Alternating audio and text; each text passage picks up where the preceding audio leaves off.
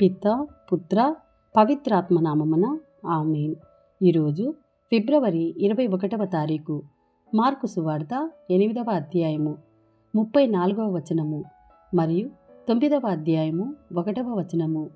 అంతట యేసు జనసమూహములను శిష్యులను చేరపిలిచి, నన్ను అనుసరింపకోరువాడు తనను తాను త్యజించుకొని తన సిలువను మోసుకొని నన్ను అనుసరింపవలెను. తన ప్రాణమును కాపాడుకొని చూచువాడు దానిని పోగొట్టుకొనును. నా నిమిత్తము, నా సువార్త నిమిత్తము తన ప్రాణమును దారపోయేవాడు దానిని దక్కించుకొనును. మానవుడు లోకమంతటిని సంపాదించి తన ఆత్మను కోల్పోయిన వానికి ప్రయోజనమేమి? తన ఆత్మకు తుల్యముగా మానవుడు ఏమి ఇయ్యగలడు?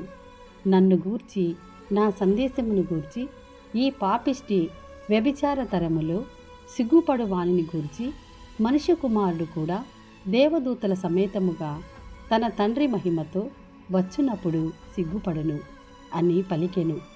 మరియు ఆయన వారితో, దేవుని రాజ్యము శక్తి సహితముగా సిద్ధించుట చూచు వరకు ఇక్కడ ఉన్న వారిలో కొందరు మరణించరని నేను నిశ్చయముగా చెప్పుచున్నాను అని పలికెను. ఇది ప్రభుని వాక్కు. సర్వేశ్వరునికి వందనములు.